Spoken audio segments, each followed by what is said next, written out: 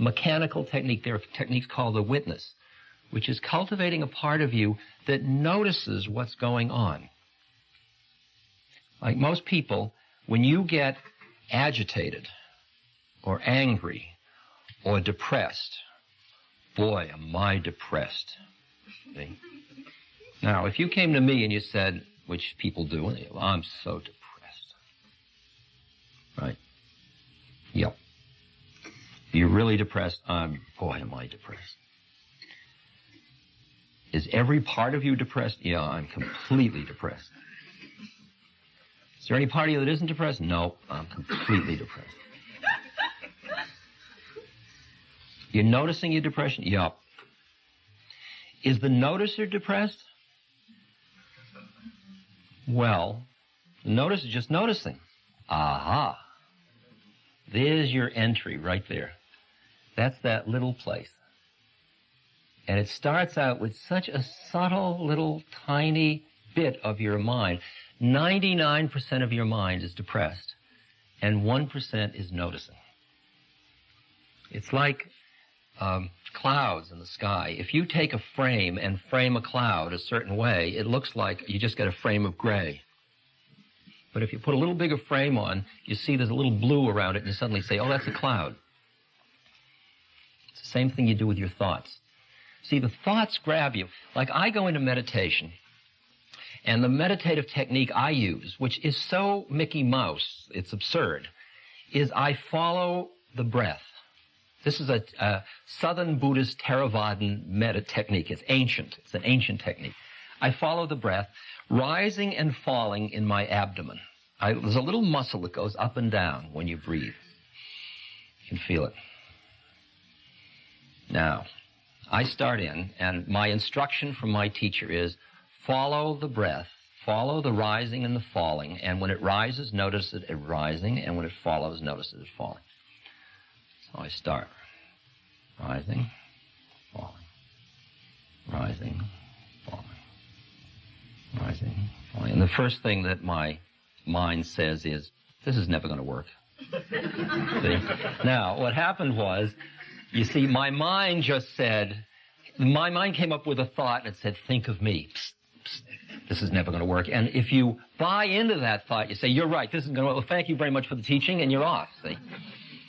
If, however, you just agreed that for 20 minutes you'd follow the instruction of the teacher, and he says every time a thought arises, notice that it has arisen, allow it, and then very gently return your awareness back to the rising and falling. So you say, okay, thought, see you later, and you go back to rising, falling, falling. And then a thought comes in. For this I got a PhD.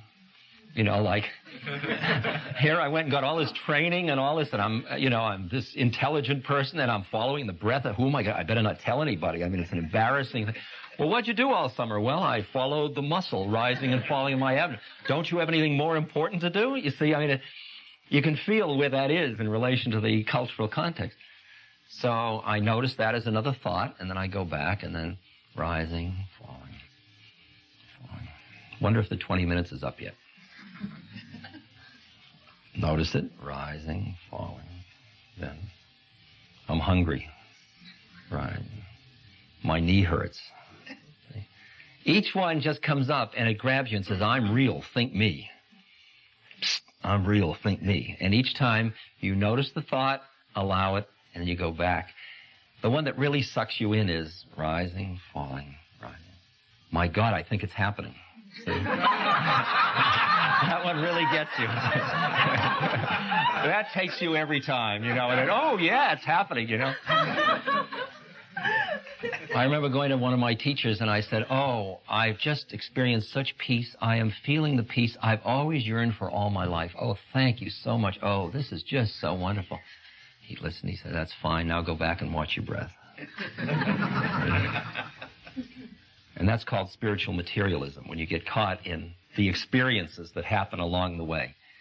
Now, what a simple exercise like that does, which has no religious overlay of any stuff, it's just a mechanical method, is it's allowing you to see the way in which your thoughts keep capturing you into being identified with them by giving you a focal point around which you can see your thoughts grabbing you and pulling you. And just doing that simple little exercise allows you to see your thoughts grabbing and taking you, until pretty soon you begin to see that the thoughts are an ocean of continuous thinking. It's like sitting on the edge of a stream and watching the water go by, and leaves come and little fish go by and all kinds of things go, and twigs, and every now and then something catches your consciousness and your head turns to follow it. And when you're meditating, you just keep it right there, and the stuff comes in, exists, and goes by. And what happens just from that little mechanical method is you start to develop a connection to the awareness. It's like the sky that's behind the clouds. Instead of just transferring your identity from being one cloud to the next cloud to the next cloud, which what happens is, I'm hungry, and then you're focused on the refrigerator. And then as you're eating, you think, I'm missing the game, and then you're focused on the television set. And then you're in the middle of the game, and I got to go to the bathroom, and you're focused on it, and your mind is just constantly. You watch from the minute you wake up, like the alarm goes off, or somebody nudges you, or you wake up and you say, I could sleep 10 more minutes. What was I dreaming last night? I've got to go to the bathroom. That's what I need to do. Oh, it's so warm in bed. Gee, I can smell coffee. What was I dreaming? What was I dreaming now? Boy, do I need to go to the bathroom. Oh, I got to do the laundry later. Oh, I forgot that appointment. Oh, God. I got 3 more minutes. And your mind starts. See, and each one is grabbing you, and it goes all day long. It's just all day long.